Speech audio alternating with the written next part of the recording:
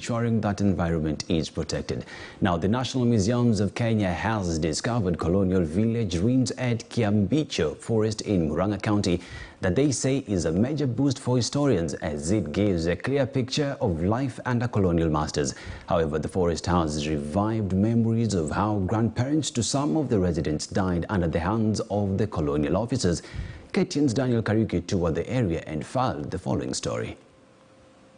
Elias Mwangi, home in Githuri village, faces Kiambicho Forest 3 kilometers away. When he wakes up every morning, the forest revives memories of how his grandparents died under the hands of colonial officers. Both were holed up in a colonial village at the peak of the forest, where they were punished and subjected to forced labor. Mwangi's grandmother died from torture and hunger, and her body was fed to marauding hyenas. Hey, mamu. Alienda kupelekea baba chakula na ni malenge, akaonekana hiyo kitu amebeba na ile masho ya madishi, amepigwa risasi, lakini kukaa ameanza kutoroka kwa sababu ya vita, akapigwa risasi na akakufia huko. Located in Kiharu, Murang'a town, it is the only dry forest and a habitat for hyenas, antelopes and monkeys. The recent discovery of colonial village ruins at the highest peak of the dry forest has only served to entrench Mwangi's memories of a lost childhood. Na watu walirudi huko kunaitwa Mthigiriri, mkaunganishwa pamoja tena, mnahamishwa pale, mkapelekwa hapo mahali anaitwa Mthigiriri. Hapo ndio mnakaa, ng'ombe zenu ile mnabakisha ndio mnalisha hapo, na kulala mnala nyinyi wote. Hakuna mtu ati kusema ati hii bomba ni yangu na watoto wangu, nyinyi wote. But according to the National Museums of Kenya, the discovery of the ruins as tourist sites is a major boost for historians since it gives a clear picture of colonial villages.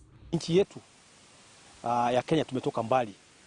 Maana kama sasa unaona kijiji kama hiki, watu walitesekea hapa, watu wakafa, wakatoroka mashambani mwao, wakatawanywa katika hizi vijiji ambazo zilikuwa zimetawanywa katika popote katika mkoa kati. The area is open to the public. They can come and visit the area through hiking with a prescribed amount of payment. During the colonial era, at least 840 villages were set up by the British government across the central Kenya region, mainly from Murang'a, Embu and Nyeri counties, where there was high concentration of Mau Mau activities. The emergency villages also saved the colonial government money that could have been used to expand detention camps for locking up increasing numbers of Mau Mau adherents in the duration the state of emergency lasted.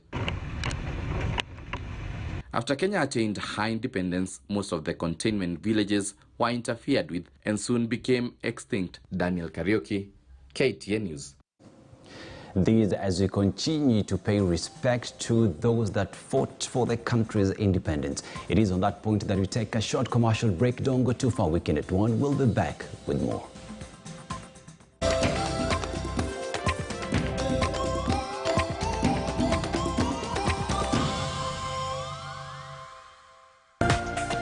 This is KTN News.